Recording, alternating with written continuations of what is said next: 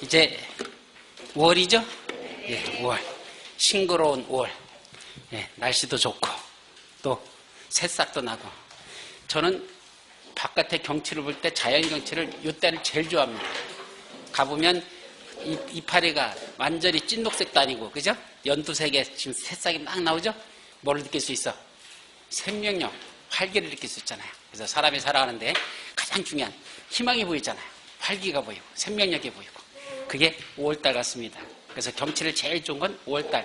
한번 시간 날 때 한번 산에 가보세요. 그래서 요새 그 꽃 피지 거기다가 새싹 나오지 그 새싹 나오는 그 색깔이 아마 생명의 시작이라는 거 너무너무 보기 좋으니까 가시고 하여튼 그래도 또 공부는 해야죠. 예, 놀러 다닐 시간은 없고. 그래서 오늘은 몇 페이지부터 이제 무슨 강의 지금부터 사실은 유학 강의예요. 근데 말은 유학이지 사실은 유학이 아니라 뭐하고 3, 4월 달에 나갔던 거 반복식으로 보시면 됩니다. 다만 공부할 때 가장 큰 차이점은 이제 그림공법은 일단 접어두십시오. 물론 옆에다 갖고 있어도 돼. 볼 수 있으면 볼 수 봐. 왜냐면 잘 안 보이면 그림공법도 같이 보면서 하되 중점적인 건 뭘 보자? 이제 이거 봐야 돼요. 요약집으로. 그래서 페이지도 제가 몇 페이지 보자 하면 이 요약집. 강의도 이거하고 똑같아요. 순서는. 99%가 같아요. 편집상 1%만 요거랑 조금 다르게 여기 있는 내용하고 조금 다르게 한 1% 정도지 나머지 99%는 여기 있는 요약집하고 순서가 똑같습니다. 그러니까 가급적 지금부터는 그림공법을 보지 말고 이거로다 보자. 왜냐하면 이거는 단어화 시켜놨고 이거는 문장화 시켜놨거든요. 근데 시험 문제는 문장으로 나잖아. 단어로 나는 게 아니잖아요. 그러니까 이해하기 위해서는 그림공법이 최고지만은 실제로 시험 공부하는 건 이거로 반복하자. 따라서 지금부터는 이걸 몇 번만 보면 될까? 시험 볼 때까지 5번만 보십시오. 5회도. 그래서 5번 정도만 읽으면 여러분들이 시험 공부하는 데 있어서 그 공법 때문에 떨어지신다. 이런 얘기는 안 나올 겁니다. 그래서 여러분들 목표는 5번. 아셨죠? 그래서 페이지부터 말씀드릴 테니까. 그래서 여러분들 목표는 몇 점이라 그랬죠? 60점이라 그랬잖아. 그럼 지금 우리가 공부하는 건 몇 점을 목표로 하더냐? 80점을 목표로 해서 공부합니다. 제가 강의하는 건 60점짜리 강의가 아니에요. 80점짜리 강의를 하는 겁니다. 요 정도 맞을 만큼 진도가 나갑니다. 그래서 조금 다른 교수들보다 수업이 조금 분량이 많다는 말은 나와. 수업이 많다는 소리는 들려요. 그러나 이 정도는 해야 됩니다. 그럼 요거에 몇 번만 소화시키자? 80점 목표랑 80점 다 공부하는 거 아니잖아. 그 100% 소화 못 시키잖아요.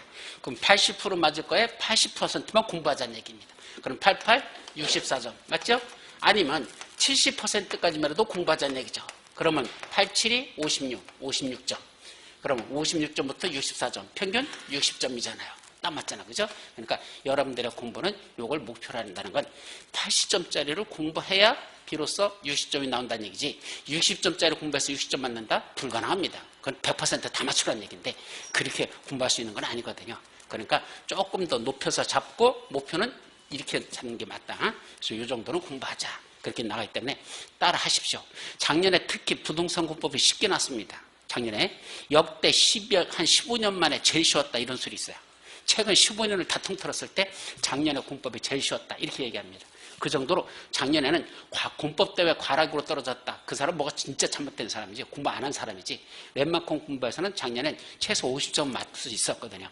근데 작년에 그렇게 하는 바람에 합격률이 쫙 올라가 버렸잖아. 이체에서 합격률을 조정하는 건 공법입니다. 다른 거 조정하는 게 아니야. 근데 공법에서 너무 쉽게 내는 바람에 합격률이 작년에 10,000명 이상이 더 붙었거든. 그래가지고 20,000명 정도 붙이는 게 원래 쭉 흐름이었었는데 작년에 30,000명이 넘게 붙었으니까 이거는 잘못됐다는 얘기입니다.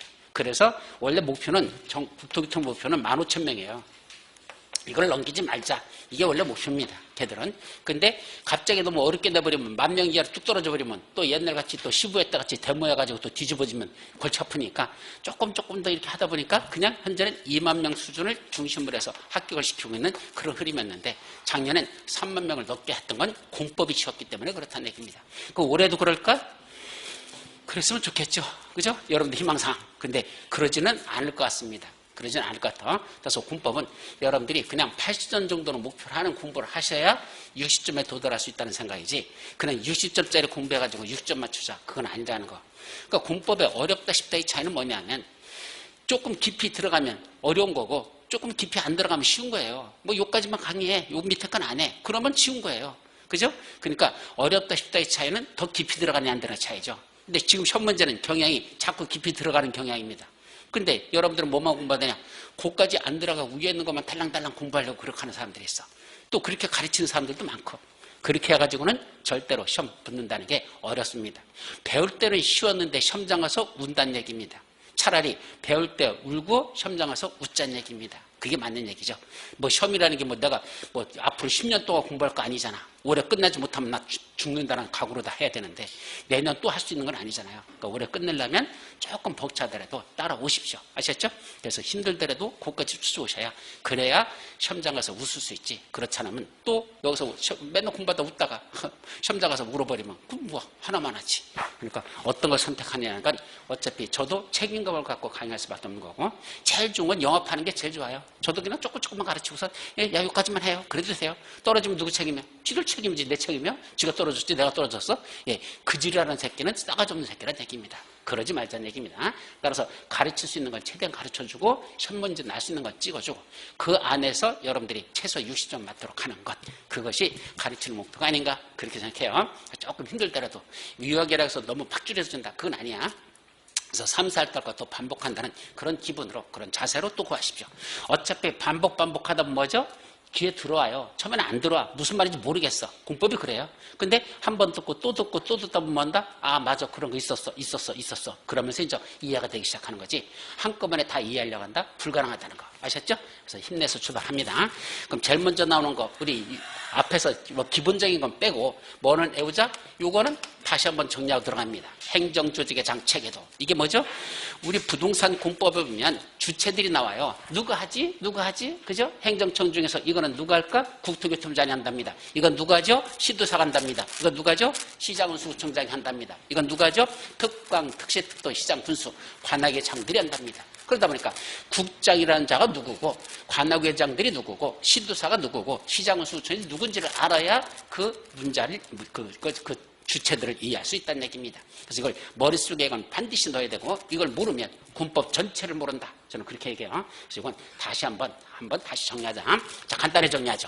제일 꼭대기에 행정조직에는 누가 있습니까? 대통령. 그 밑에 누가 있고? 국무총리. 이건 몰라도 돼. 이건 의미 없어. 누구부터 시작된다? 요거야. 행정기관의 장과 중앙행정위원회 장. 요거부터 간단히 정리하죠. 우리 법조문을 읽다 보면 책을 읽다 보면 관계 행정기관의 장과 협의해야 된다라는 문장이 나오고 또 어떨 때는 중앙행정위원회 장과 협의해야 된다 이런 문장이 나와요. 그래 행정기관의 장과 협의, 중앙행정위원회 장과 협의 같다 다르다? 다르니까 구분해놨겠지. 어떻게 다르다? 행정기관의 장은 중앙행정위원회 장과 지방행정위원회 장과 이렇게 둘로 구분된다. 이렇게 돼 있으니까 결국 행정기관의 장과 협의하라면 장관들과도 협의해야 되고 시도사, 시장수총장과도 협의하라 이 소리고요. 그냥 중앙행정위원회 장과 협의하라 그러면 누군가 협의하라? 장관들하고만 협의하면 되지. 여기 시도사나 시장수총장과는 협의할 필요가 없다. 이렇게 되는 겁니다. 따라서 행정기관의 장이 더 넓은 개념이고 그중에 중앙, 지방 둘로 다 구분된다. 그때 중앙행정기관을 다른 말로 뭐라 부른다? 국가라 부르고 지방행정기관을 다른 말로 지방자치단체라 한다. 그래서 국가, 지방자치단체 이 둘을 합치면 뭐가 된다? 행정청 이런 용어가 나옵니다. 그래서 우리 법조문에 보면 행정청인 자가 뭐 한다? 행정청이 아닌 자가 한다. 이 말 나오거든. 그럼 행정청이란 국가하고 지방자치단체를 말하고 바로 이 자들이 다 누구다? 이게 행정청이다. 이렇게 정리하자. 자, 그런데 중앙행정위원회 장을 다른 말로 뭐라 부르자? 그걸 장관들이라 하자. 대표적인 건 국토교통부 장관이 나오지만 이건 우리 국토와 관련된 주무장관이지만 꼭 장관이 국장관이 있는 건 아니잖아. 그죠? 행정안전부 장관도 있어요. 기획재정부 장관도 있어요. 산업통상자원부 장관도 있어요. 고용노동부 장관도 있어요. 장관들 한 17명, 19명 정도 돼요. 그 수많은 장관들, 그 사람들 다 중앙행정위원회장이라고 부릅니다. 반면에 지방행정위원회장은 둘로 나눠지죠. 광역자치단체장, 기초자치단체장 둘로 나누자. 이때 광역자치단체장이란 누굴 말한다? 5명. 특별시장, 광역시장, 특별자치시장, 도지사, 특별자치도사. 5명을 뭐라 부른다? 줄여서 시도지사라 부르고 이 시도지사 속에는 몇 명이 들어있다? 5명이 들어있어요. 누구누구? 서울특별시장 1명 있죠? 자, 광역시장 6명 있고 그 다음에 세종특별자치시장 도지사 8명 있고 특별자치도사 제주도도지사 1명 해가지고 이 5명만 시도지사라고 부른다. 근데 그 속에 들어가 보니까 그 속에 누가 있다? 기초자치단체장들이 또 들어있습니다. 즉 서울특별시장 밑에는 25개 구가 있고 거기에 구청장들이 있죠. 그래서 서울특별시는 다시 25개의 구로 다 구분되고 이걸 광역자치단체장, 기초자치단체장 이렇게 하죠. 그럼 이걸 왜 구분하죠? 구분하는 이유는 법적인 권한이 다르기 때문에 구분하는 겁니다. 똑같은 권한을 준다면 구분할 필요가 없죠. 따라서 특별시장이 갖는 권한은 따로 있고 구청장이 갖는 권한이 따로 있습니다. 그래서 이 사람이 갖는 법적 고유권한, 이 사람이 없는 법적인 고유권한이 서로 구분되기 때문에 나누는 겁니다. 반면에 광역시장 밑에는 누가 있다? 구청장은 반드시 있습니다. 그런데 군수는 있는 광역시도 있고 없는 광역시도 있죠. 자, 어디죠? 인천광역시가 보면 구청장들, 남동구청장, 중구구청장, 부청장 있어요. 동시에 누구도 있죠? 강화군수, 옹진군수, 강화군, 옹진군이라는 게 있다 그랬어요. 같이 거기는 인천에는 군수도 2명이 있습니다. 부산에 가보면 군수 있나요? 부산광역시. 혹시 부산 출신? 갈매기.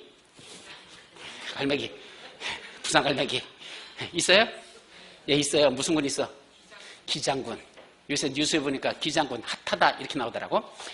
핫한 기장군하고 나와 있더라고. 예, 핫합니다. 실제로 제가 한 몇 년 전에, 한 4, 5년 전? 한 3, 4년 전? 한 4, 5년 됐나 같다. 한 4, 5년 전에는 그 해운대까지 강의 갔었거든요. 그래서 해운대 돈 많이 준다고 해가지고, 그래서 거기도 나오라고 해서. 근데 아침 새벽 4시에 일어나야 돼. 새벽 4시에 일어나서 저기 광명역 가지고 KTX 타고 부산역에 내려가지고 다시 또 버스 타고 또 그 부산은 도로가 제일 개판이야. 그건 해안가 도로라서 도로가 정말 엉망이거든요. 그래서 다시 또 해운대까지 가는데 1시간 이상 걸려. 그럼 아침 새벽 4시에 출발해서 거기 도착하면 9시 40분 정도 도착합니다. 그럼 10시부터 수업인데 9시 40분 도착해. 예, 근데 해운대에서 이제 왔잖아. 그럼 뭐 서울에서 멀리서 오셨다고 우리 교수님 고생하신다고 책상에 가보면 음식이 이렇게 쌓여있어. 드시라고. 아침 굶고 왔을 거니까 이거 드시라고. 그래서 싸놓고죠. 그래서 그거 먹고 점심때 되면 또 먼 길 오셨으니까 부산이 어떤 데라 보여드린다고 또 밥 먹으러 가자요. 그럼 또 가는 데가 어디더냐? 해운대 옆에가 그쪽 옆쪽에 기장군이 있거든요. 그 기장군 갑니다. 그럼 거기가 뭐 하러 간다? 눈 쇼핑하러 가는 겁니다. 예, 그래서 가면서 알려주죠. 자, 여기는 어떻고, 여기는 어떻고, 여기는 어떻고, 여기는 어떻고. 그래서 그 지리적인 상황. 그래서 어디가 앞으로 핫할 것이고, 여기는 어디가 뜰 것이고, 그런 것들. 근데 기장군은 정말로 발전 가능성이 높더라고. 아, 여기는 앞으로 부산광역시에서 가장 핫하게 뜰 만한 곳이 기장군. 거기는 경치도 바닷가 참 좋거든요. 그러니까 그런 데는 저쪽 제주도와 같은 식으로 경치가 괜찮을 것이다. 그래가지고 거기도 가서 왔다는데 하여튼 그쪽에도 기장군이라는 군이 있어요. 어디? 부산에도. 근데 없는 데도 있어. 어디 있죠? 대전광역시. 대전광역시는 구군이 없습니다. 군이 없어. 뭐만 있다? 구청장만 5군데가 있습니다. 구가 5개 있어. 군은 없고. 그래서 괄호 쳐놓은 이유는 광역시에 군이 있는 지역도 있고 없는 지역도 있다. 그래서 군은 괄호 쳐놨다. 아셨죠? 그래서 광역시에는 구청장은 반드시 있고 군수는 있는 지역도 있고 없는 지역도 있다. 근데 어디는 없다? 대전광역시는 없습니다. 자, 세종특별자치시장. 이 사람의 특성은 뭐더냐?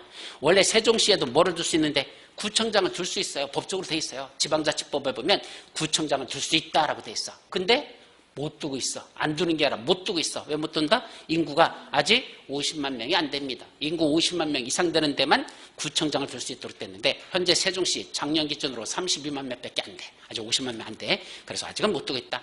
그러면 여기서 중요한 건 원래는 구청장을 두면 구청장의 고유 권한이 있다 그랬잖아. 근데 구청장이 없으니까 구청장이 행사할 권한을 누가 행사해야 돼?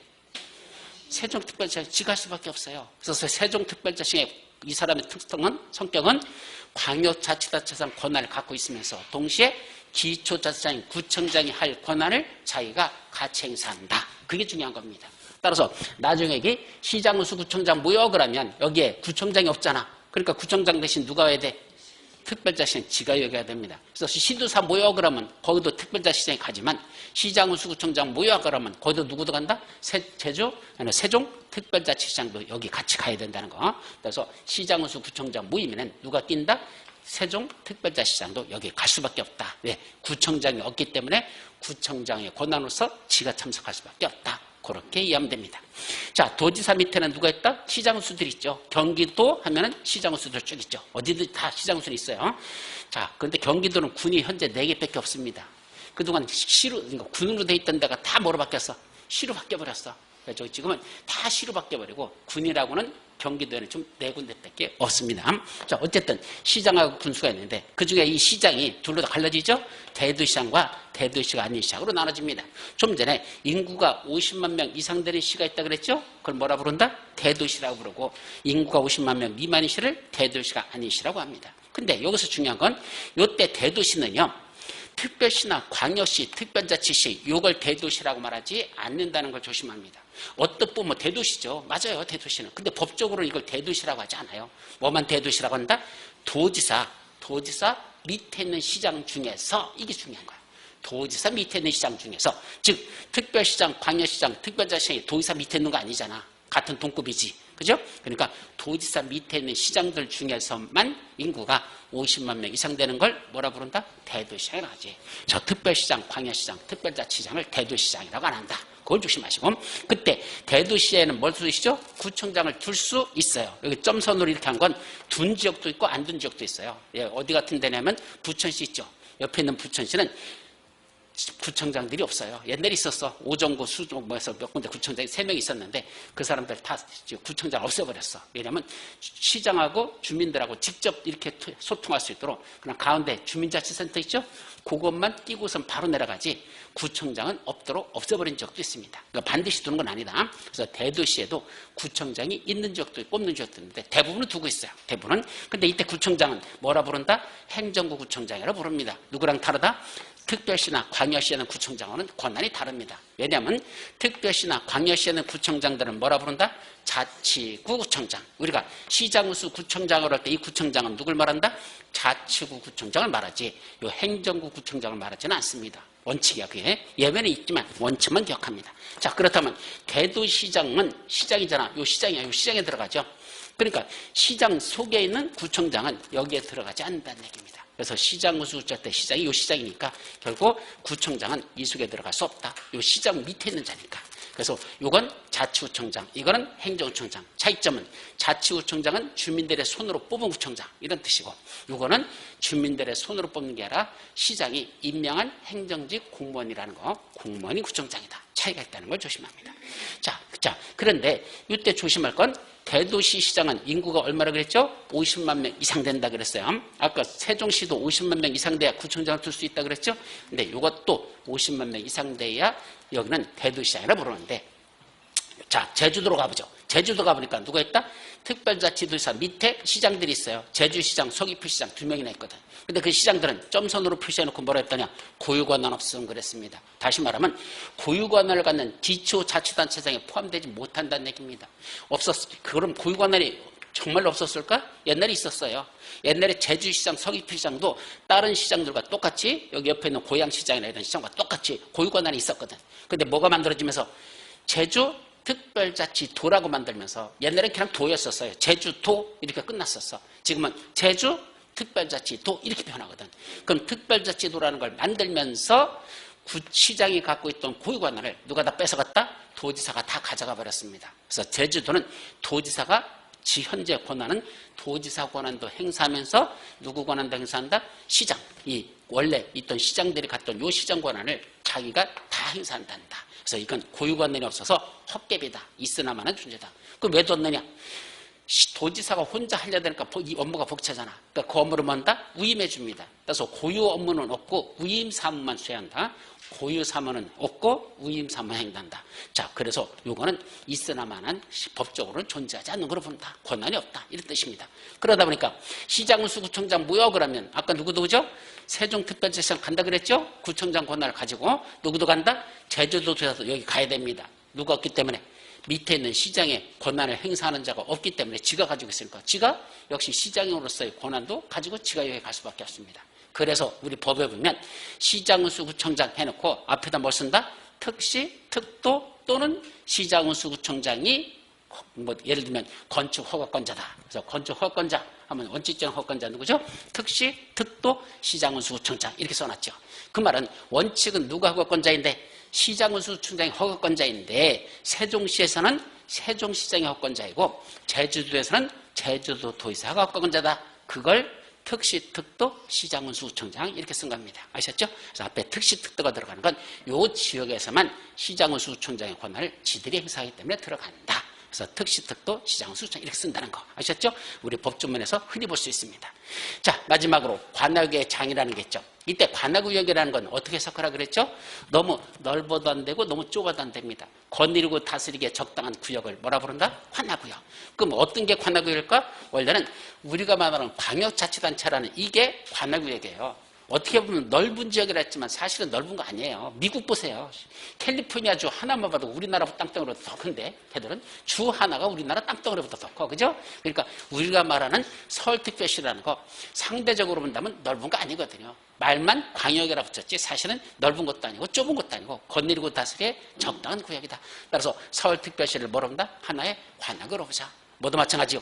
인천광역시 하나의 관악으로 보자. 어디도 세종특별자치시 하나의 관악으로 보자. 제주특별자치도 하나의 관악으로 보자. 그런데 문제는 경기도 관악으로 볼까? 아니야. 너무 넓어. 저기 연천구로부터 저 밑에 평택시까지 엄청나게 넓어. 안 되겠대. 쪼개. 뭐로 쪼갰죠? 도를 쪼개 뭐가 나와? 시군이 나오잖아. 요 시군 이걸 관악으로 하지 도는 관악으로 보지 않는다는 게 핵심입니다. 따라서 어디만 관악이다? 특, 광, 특시, 특도, 시, 군 이걸 관악으로 부르고 그 관악의 장들을 누구라 부른다? 특광, 특시, 특도, 시장, 군수로 하자. 그래서 요 6명 특광, 특시, 특도, 시장, 군수 이 6명을 뭐라 부른다? 관악의 장이라 하자. 그러면 이렇게 구분해 두는 이유는 뭐죠? 우리 법조문을 읽다 보면 이러이러한 건 국토교통부 장관이 행사한다. 국토부의 권한이다. 이게 나오죠. 어떤 때는 이건 관악의 장들이 행사한다. 특광, 특시, 특도, 시장, 군수 6명 나오면 볼 것도 없어. 관악의 장이 행사한다. 어떤 때는 시장군수 구청장이 행사한다. 어떤 때는 시도의사가 행사한다. 이런 식으로 시장군수 구청장, 시도사, 관악의 장, 국토교통부 장관 이렇게 우리 법조문을 읽다 보면 이 사람들이 펴나온다는 얘기죠. 그럼 이 자들이 누구를 의미하는지를 여러분들이 잘 알아야지 그 법조문을 이해할 수 있지. 이게 헷갈려버리면 군법 전체가 헷갈립니다. 누가 하는 줄도 모르고 한다는 건 말이 안 돼요. 또 주체에 관한 것도 시험 문제가 꼭 납니다. 누가 하지? 라는 주체는 꼭 나기 때문에 여러분들이 이거부터 정렬해야 된다. 그러면 행정조직을 가만히 보면 위계질서를 가져요. 위계질서. 제일 쫄다고 대빵을 누구라 부른다? 시장군수구청장. 제일 쫄다고 합니다. 시장군수구청장. 그 위에 누가 있죠? 중간대빵. 시도지사. 최고대빵. 국장. 그래서 우리 법정의 체계로는 국장이 제일 높아. 그 밑에 누가 있고 시도의사. 그 밑에 누가 있다? 시장수 구청장이 있습니다. 그래서 순서로 다 이렇게 내려간다는 거. 그래서 그 관악의 장은 물론 특광, 특시, 특도 요 4명은 중간대빵으로 존재하고 시장수는 쫄따구 대빵을 이렇게 해서 여기는 4명, 2명으로 이렇게 해서 관악의 장으로 부른다는 거. 여기까지는 기억해 두도록 합니다. 이래야 이걸 먼저 머릿속에 넣어둬야 그 다음부터 진도 나가는데 지장이 없다. 아셨죠? 예, 여기까지. 이거 꼭 정리하자. 됐죠? 머릿속에 지금쯤 이거 다 외웠어야 돼요. 아직 못 외우신 분 뭐 해야 돼요? 꼭 외우십시오. 종이에다가 백지에다가 한 장 갖다 놓고 손으로 다 그려가면서 이걸 머릿속에서 그려낼 수 있어야 되지. 못 그리면 군법 전체를 모르는 거다. 꼭 이번에 정리 다시 하도록 합니다. 아셨죠? 자, 이제 본론 내용. 무슨 법? 국토위기에 관한 법률부터 들어갑니다. 자, 시험 문제 몇 문제 난다 그랬죠? 12문제. 여러분들 목표는 9문제입니다. 다른 법에 비해서 국토법이 조금 더 점수를 많이 맞아야 돼요. 다른 건 일반적으로 반타작한다라는 걸 목표로 하지만 그건 반타작 갖고 안 됩니다. 적어도 12문제 중에 9개 정도는 맞춰야 그래야 군법에서 60점 넘어가는 안정적인 점수를 딸 수 있어요. 또 실제로 9개 맞출 수 있고 시험 문제도. 그래서 다른 법보다는 조금 더 공부를 깊이 들어가는 거로 이렇게 해서 여기서 나오는 것만은 꼭 틀리지 말자. 9개 정도는 맞추자라고 여러분들이 목표로 정하시면 됩니다. 그럼 전체적인 체계는 뭐가 나올까? 자, 제일 먼저 체계도 간단하게 정리하고 나죠. 이 법은 제목 자체가 뭐라 그랬죠? 국토의 계획 및 이용에 관한 법률 세 단어가 핵심입니다. 국토, 계획, 이용. 그럼 국토가 뭐죠? 우리나라 땅덩어리, 그죠? 우리나라 땅, 국토에 뭔다? 계획부터 수립해 놓고 그 계획에 맞춰 국토를 먼저 이용하거나 개발하거나 보존하자. 이용 등에 관한 법률이야, 원래는. 그래서 국토에다가 계획을 수립하고 그거에 따라서 이용하자라는 법률이다. 자, 그런데 그러려면 제일 먼저 뭐부터 나온다? 어느 법인지 제일 먼저 나오는 게 뭐죠? 용어정이야. 어느 법이든지 다 채우면은 용어정의부터 나옵니다. 그 용어정이 약 21개 되는데 이 용어정의는 어떤 형태로든 한 문제 이상은 꼭 관련되기 때문에 꼭 정리하셔야 된다. 반드시 납니다. 한 문제 이상은 용어적인 정리할 것. 본론 내용은 두 가지예요. 행정계획을 계획을 수립하고 그에 따라 개발하자. 두 가지예요. 여기 이용이라고 썼는데 원래는 이용, 개발, 보전에 관한 법률 이거예요. 원래는 세 가지가 다 들어가 있어요. 이용, 개발, 보전에 관한 법률 이렇게 되는 거예요. 근데 너무 길으니까 줄였을 뿐이지 이용에 관한 법률 하고 줄였죠. 그럼 이용과 개발과 보전의 세 가지 개념 정리. 이용은 뭐죠? 현상유지적이라 그래. 이용. 지금 쓰고 있는 대로 국토를 그대로 써라. 이게 뭐죠? 이용하고 있는 대로 가라. 현상유지야. 반면에 개발. 미래지향적인 거죠. 지금보다 더 나은 상태로 바꾸자. 이게 개발이죠. 더 나은 상태로 바꾸자. 이게 개발.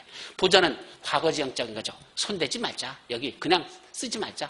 과거로 옛날 있던 상태 그대로 이걸 보존하자. 이거잖아. 그러니까 과거지향적이죠. 그래서 현상유지, 미래지향, 과거지향적인 거죠. 이 중에 제일 중요한 게 뭐다? 미래지향적인 겁니다. 미래라는 건 잘못 개발하면 개발이 아니라 무슨 개발이 된다 그랬죠? 난개발. 그럼 난개발을 방지하기 위해서는 뭐 해야 된다? 함부로 하지 말라는 얘기야. 뭐부터 한다? 계획부터 먼저 수립하고 그 계획에 맞춰 국토를 모아서 개발하자. 개발도 함부로 하지 못하게 뭐 바꿔라? 허가받아라. 바로 이게 핵심 포인트입니다. 그래서 이 법의 가장 큰 특성은 행정계획을 먼저 수립하고 계획에 맞춰 국토를 개발하는 것. 근데 개발행위 함부로 하지 말라. 뭐 바꿔라? 허가받아라. 이것이 핵심 포인트. 가장 큰 게 두 가지예요. 여기 나오는 타인의 토지 출입이라든지 청문회 관한 거 이거는 한 10년에 한 번 정도 시험 문제 날지 말던. 그래서 이건 별로 중요하지 않아. 그냥 기본적인 것만 몇 가지 정리하면 되지. 그건 그렇게 비중을 크게는 차지하지 않는다. 자, 그중에 행정계획 끝. 여기는 크게 몇 가지 계획을 중점적으로 살펴본다. 세 가지 계획. 무슨 계획? 광역도시계획, 도시군 기본계획, 도시군 관리계획. 이 세 가지 계획에 관한 걸 집중적으로 살펴봅니다. 그중에 광역도시계획과 도시군 기본계획은 매년 최근에는 한 문제씩 출제되는 경향입니다. 광역도시에서 한 문제, 도시군에서 한 문제. 옛날에는 둘 중에 하나 내는 경향이 더 높았었고, 근데 요새는 이것도 내고 이것도 내고 한 문제씩 내고 있습니다. 근데 출제 가능성은 광역도시계획이 훨씬 더 높습니다. 왜냐하면 조금 더 복잡하거든. 어렵거든. 그러니까 이게 비율로 따진다면 광역도시계획 한 4번 날 때 도시군 기본계획은 한 번 정도 출제되는 그런 비율인데 최근에는 둘 다 하나씩 내고 있으니까 둘 다 정리하자. 그 다음에 도시군 관리계획에 관한 내용은요. 시험 문제가 몇 개나 나더냐. 전체의 반 이상을 차지합니다. 6문제 내지 7문제가 도시군 관리계획과 관련된 걸 주제합니다. 그래서 다음 주까지는 도시군 관리계획에 관한 것. 다음 주가 3주차 첫 시간까지야. 그때까지는 요 도시군 관리계획에 관한 것만 집중적으로 살펴볼 거죠. 그래서 여기서 6문제 내지 7문제가 출제되기 때문에 저건 집중적으로 정리하셔야 된다라는 걸 말씀드립니다. 자, 그 다음에 개발행위 하려면 뭐 받아라? 허가 받아라. 그럼 허가와 관련된 것들이 쭉 나오겠죠? 그래서 어떤 거 누가 허가 내주지? 어떤 행위가 허가 대상이지? 허가 내줄 때 어떤 기준에 맞으면 허가 내주고 기준에 안 맞으면 허가 안 내줘. 허가 내주는 절차는 어떻게 이루어지지? 허가 신청 들었더니 당분간 안 돼. 나중에 다시 와. 허가를 제한할 수 있더라. 자, 허가 받은 대로 공사 다 끝났어? 뭐 받으래? 중공검사 받는다. 그러면 허가 받은 대로 개발이 끝났죠. 그런데 어느 지역 있다? 성장관리계획 구역이라는 게 있습니다. 아직 개발되지 않은 저 시골 지역, 이 지역을 지금부터 개발이 시작되려고 하는데 그럼 난개발을 방지하기 위해서 무슨 구역을 지정한다? 성장관리계획 구역을 지정해놓고 그 안에서 무슨 계획을 수립한다? 성장관리계획을 수립해서 이 계획대로 그 시골 지역을 개발하면 난개발을 방지할 수 있다. 이런 것들이 있습니다. 또 개발행위 하게 되면 필연적으로 뭐가 필요한데? 기반시설. 여기를 아파트 지려고 했더니 필연적으로 도로 만들어야 돼. 공원 조성해야 돼. 또 학교 지어야 돼. 또 전기가스 통신시설 들어가야 돼. 다 무슨 시설? 기반시설 설치가 필요한데 기반시설 설치와 관련된 특수한 구역 두 군데가 있다. 무슨 구역? 개발밀도 관리구역, 기반시설 부담구역. 개발밀도 관리가 무엇이고 기반시설 부담이 무엇인지 이것도 정리해야 됩니다. 시험 문제는 개발의 허가 쪽에서 생각보다 시험 문제가 많이 안 나. 보통 2문제, 많으면 3문제 이 정도. 많아야 3문제인데 보통 2문제밖에 안 나는 것 같아요. 여기서는 생각보다 문제가 잘 안 납니다. 그래서 여기는 그렇게 깊이 공부할 필요는 없는 것 같다. 자, 그런데 여기 들어가면 요새 성장관리계획과 관련된 것들이 시험 문제가 최근에 요게 첫 문제가 한 문제 정도 출제되는 경향이니까 이것도 일단 봐야 될 거고 개발밀도 관리구역과 기반시설 부담구역에서는 개발밀도 관리구역은 매년 시험 문제 납니다. 매년 하나 내지 많으면 2문제까지 나. 이건 1 내지 2문제. 요 개발밀도 관리구역은 한 3, 4년에 한 번 정도. 이건 3, 4년에 한 번 정도 나고 요거는 매년 하나 내지 2개 난다. 그러니까 기반시설 부담구역 중점적으로 정리하고. 근데 개발밀도관리구역은 잘 안 나는 이유가 분량이 작아요. 한 페이지밖에 안 돼, 사실은.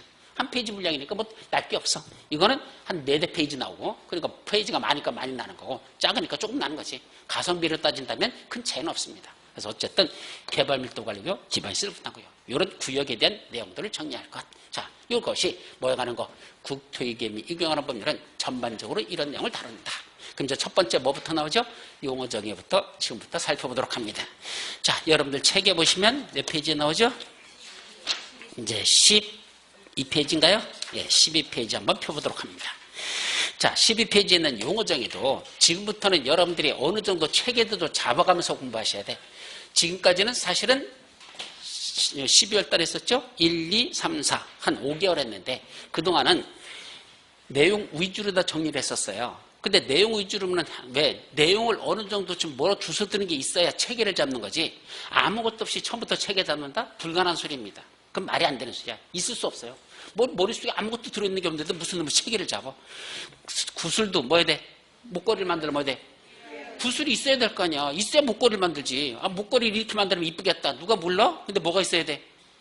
구슬이 있어야죠. 그럼 지금까지는 뭐 한 거다? 구슬을 모으는 작업한 겁니다. 이런 것도 있어, 이런 것도 있어, 이런 것도 있어, 이런 것도. 저 갖다 놨어. 갖다 놓고 보니까 막 헷갈려. 이게 저거 같고 저게 이거 같고.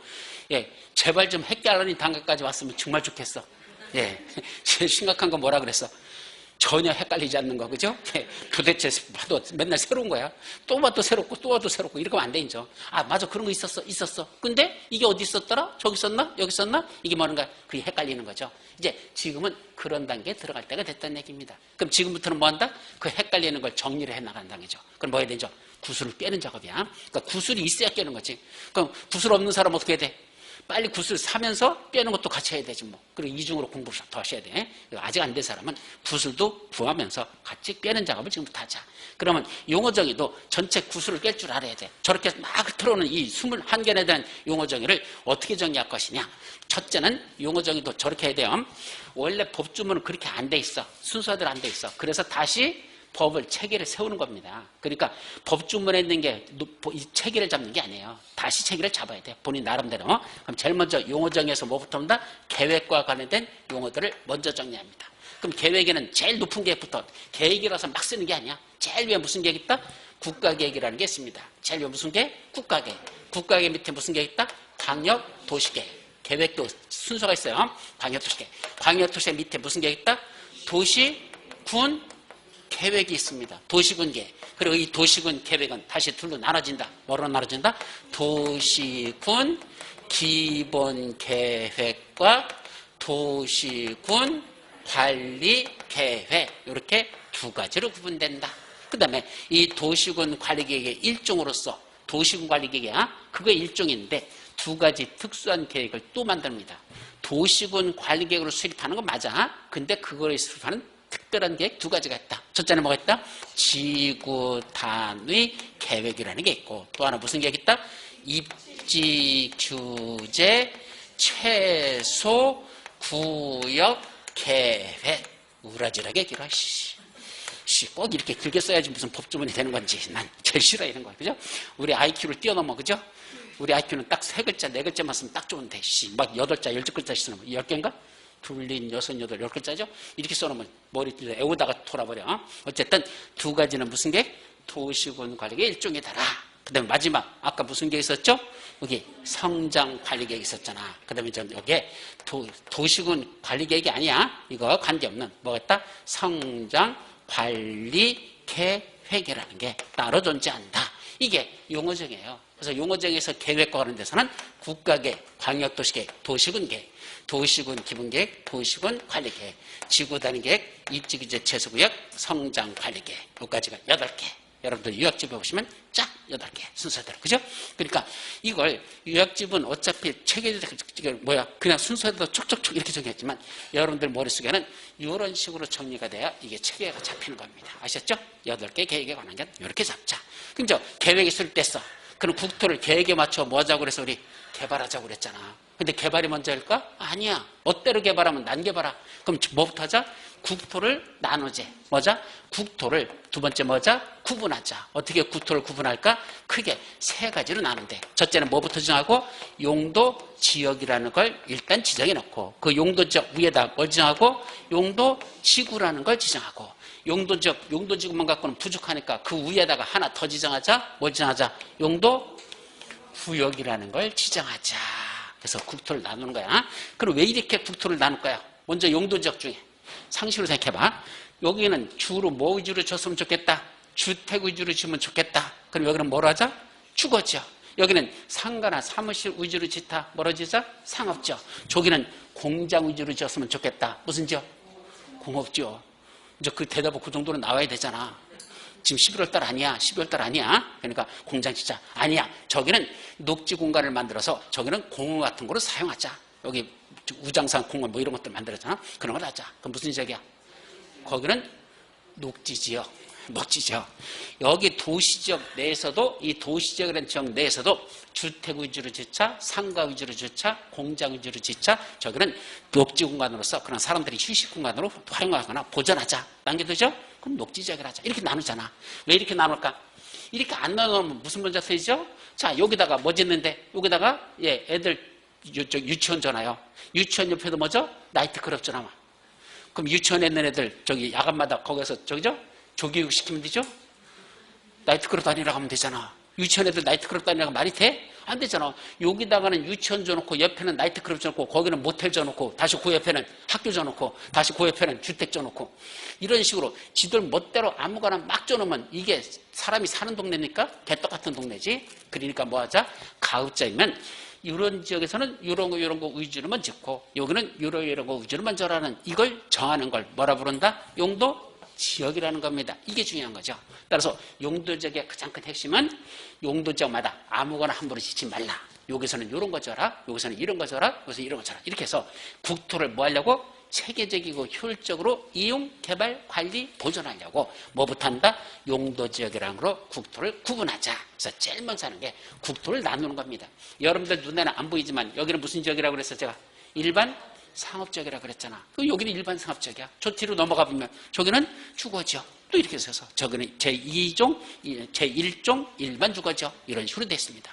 이와 같이 국토를 갖다 이렇게 용도적으로 먼저 나누는 게 첫 번째. 그럼 용도지역만 갖고 국토가 관리되느냐? 안 되죠. 왜요? 여기가 일반 상업지역인데 그중에 특히 여기는 너무 높게 짓지 말래. 왜? 여기는 건물들이 높게 지었다가는 저쪽에 있는 왕릉이 내려다 보이는데 지금 인천에 거기 문제 터진 거 있죠? 왕릉이 보이잖아. 아파트 지어놨는데. 근데 이번 5월달부터 입주 이제 중고검사 받고 입주 시작할 거래.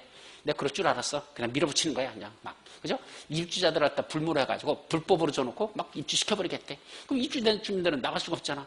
그럼 뭐 특별법을 제정해가지고 뭐 고치든지 뭐 하는 수밖에 없겠지. 거기는. 어쨌든 거기라는 대로 원래는 높게 져서는 안 되는 지역이었었어. 왜? 왕릉이 보이는 지역이니까. 그때는 국가문화유산이 보이는 데니까 안 되는데 낮게 줘야 되는데 그걸 무시하고 그냥 줬잖아. 당연히 잘못됐죠. 그걸 뭐로 지정했어야 돼? 고도지구로 지정해서 거기는 높게 지지 못하도록 규제했어야 되는데 풀어줬잖아. 그건 잘못된 거죠. 어쨌든 용도지역 지역만큼은 부족하니까 그 위에다 뭘 지정한다? 용도지구. 어디다 지정하는 거야?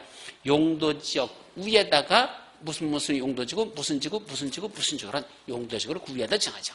그럼 용도지구는 지정되면 용도지구대로 져야 되는데 그 안에서는 용도지역 제한과 용도지구 제한을 같이 받는 거야. 두 가지를 다 받아.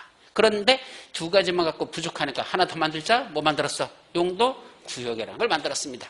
따라서 용도지역 위에 용도지구를 정하고 용도지구 위에다 용도구역을 지정한다. 그래서 지역, 지구, 구역 항상 순서대로야. 제일 밑바탕에 뭐가 정되고 용도지역, 그 위에 뭐가 정되고 용도지구, 다시 그 위에 뭐가 정된다? 용도구역을 지정한다. 그래서 지역, 지구, 구역 이런 걸 국토를 나눈 겁니다. 이렇게 각 지역, 지구, 구역에 맞는 건축물만 짓고 그거에 맞도록 해야지 니들 멋대로 함부로 해서는 안 된다라는 국토를 먼저 구분해놓고 이에 따른 행위 제한이 정됩니다. 이에 따른 각각 뭐가 정한다? 행위 제한이라는 게 있더라. 이 소리입니다. 각각의 지역마다. 자, 이제 그래놓고 그 함부로 하지 말라고 이제 만들어 놨으니까 그런 제한을 받으면서 이제 뭐 해야 돼? 개발해야 되죠. 그래서 저런 행위자를 만들어 놓고 네 멋대로 개발하지 못하게 해놓고 그 다음에 개발로 들어가자 이렇게 되는 겁니다. 근데 개발도 둘로 나눠집니다. 무슨 개발이 있다? 공적인 개발과 사적인 개발로 나눠지자. 크게 또 여기서 공적 개발 또 하나 사적 개발 이렇게 둘로 나누자입니다. 그렇고 이쪽 공적 개발로서 대표적인 게 몇 가지가 있다냐? 세 가지. 첫째는 도로 만들고 공원 주성하고 학교 짓는 것. 공적 개발로서 도로 만들고 공원 주성 학교 짓는 것 개발이잖아. 그런 개발을 뭐라 부른다? 무슨 시설이라 부르죠? 기반시설. 기반시설 설치를 하자. 이거고. 또 그렇게 도로, 공원, 학교 이런 쪼잔한 게 아니고 아예 여기다 신도시를 하나 통째로 만들자. 마곡지구다 신도시 만들자. 이게 뭐죠? 도시개발 사업이라는 걸 하는 거죠. 도시개발 사업. 아니 재개발 재건축하자. 그러면 사업을 무슨 사업을 한다? 정비사업. 이런 공적 개발로서 여기서는 몇 가지가 나온다? 세 가지만 다뤄. 여러 가지 공적 개발이 있지만 그중에 여기 핵심은 도로 만들고 공원에서 학교 짓는 거, 신도시 만드는 거, 재개발, 재건축하는 거. 이걸 공적 개발로 봅니다. 자, 그중에 기반시설이라는 게 있었죠. 사람이 산다 꼭 필요한 거. 이 기반시설을 어디다 설치하기 위해서, 도로를 만들기 위해서 여기 무슨 계획이 결정된다? 도시군 관리계획. 요 계획이 제일 중요한 거잖아. 바로 기반시설을 설치하기 위한 무슨 계획이? 도시군 관리계획이 결정되면 기반시설을 설치하려고 도로 만들겠다고 도시군관리 결정됐대. 여기다가 여기서 여기까지 도로 만든다고 무슨 계획이? 도시군관리 결정됐대. 그럼 그때부터 이걸 무슨 시설이라고 부른다? 그건 기반시설이라고 부르지 않고 도시군 계획 시설이라고 부른다. 요 기반시설과 도시군 계획시설을 제발 좀 구분하십시오. 되게 힘들어 어려워 용어가. 자, 이렇게 정리하면 돼. 기반시설은 막연한 거다. 막연한 것. 막연하다는 게 뭐죠? 그냥 도로, 공원, 학교. 그냥 도로, 공원, 학교. 그냥 그게 기반시설이야. 근데 이제 그런 막연한 기반시설을 어디다가 구체적으로 특정한 지역에다 특정한 위치에다가 그 기반시설을 설치하려고 여기다 도로 만들려고 여기다 공원 조성하려고 여기다 학교 지려고 무슨 계획이? 도시군 관리계획이 결정고시 됐습니다. 여기 도로 만든다고 도시군관리 결정고시 됐다. 여기다 공원 조성한다고 도시군관리 결정고시 됐다. 저기다 학교 짓겠다고 도시군관리 결정고시 됩니다. 그러면 그때부터 이 도로 만들겠다는 땅, 공원 조성하겠다는 땅, 학교 짓겠다는 땅, 이걸 무슨 시설이라고 부른다? 그걸 도시군계획 시설이라고 부르는 겁니다. 따라서 기반시설은 그냥 막연한 도로, 공원, 학교고 구체적인 어떤 특정한 위치에 실제로 설치하겠다는 도시군관리 결정됐을 때 그때부터는 막연한 게 아니라 구체화됐을 때부터는 뭐라 부른다? 도시군 계획 시설을 하자. 그럼 그 시설 땅을 뭐라 부른다? 도시군 계획시설 부지. 그걸 부지라고 그래요. 도시군 계획시설 부지. 그럼 도로 내겠다고 확정되어 있는 땅이구나. 계획이 설정되어 있는 땅이구나. 이걸 뭐라 부른다? 도시군 계획시설 부지. 자, 그럼 이 도시군 계획시설은 지금 어디까지 와 있는 거야? 도로 만들겠다고 계획만 결정되어 있는 거지 도시군관리 결정이지 아직은 실제로 만들었어? 아직 안 만들었어? 아직 안 만들었잖아. 그럼 설치해야 돼? 안 해야 돼? 해야 되죠. 그걸 설치하거나 그 도시군계획시설 이거를 설치하거나 정비하거나 또는 개량하는 사업. 이 세 가지야. 설치, 정비 또는 개량하는 사업. 이 사업을 한마디로 무슨 사업이라고 부른다? 도시군 계획 시설자에다 뭐 붙여라? 사업자 하나만 더 붙여라. 그럼 그걸 도시군 계획시설 사업을 한다. 이때 조심할 건 도시군 계획시설을 설치, 정비, 개량하는 사업이 도시군 계획시설 사업이지 이 기반시설을 설치, 정비, 개량하는 사업을 도시군 계획시설 사업이라 하면 틀려버린다는 걸 조심합니다. 기반시설을 설치한다고 다 그게 도시군 계획시설 사업이 아니야. 기반시설 중에 모든 것만 도시군 관리로 결정된 거 그것만 뭐라 부르고 도시군 계획시설이라고 부르고 그 도시군 계획시설 이거를 설치, 정비, 개량하는 사업이 도시군 사업이지 기반시설을 설치, 정비, 개량하는 사업을 도시군 계획시설 사업이라 한다면 그건 틀려버린 분정이 된다는 거. 그래서 도시군 계획시설 이걸 설치, 정비, 개량하는 사업 이것만 도시군 계획시설 사업. 근데 이 도시군 계획시설 사업하고 결국 이게 무슨 개발이야? 공적 개발이죠. 도로 만들고 공원 조성하고 학교 짓는 걸 도시군관리 결정해서 시행된 사업이죠. 이거하고 무슨 사업 있다? 도시개발 사업하고 또 하나 무슨 사업? 정비사업.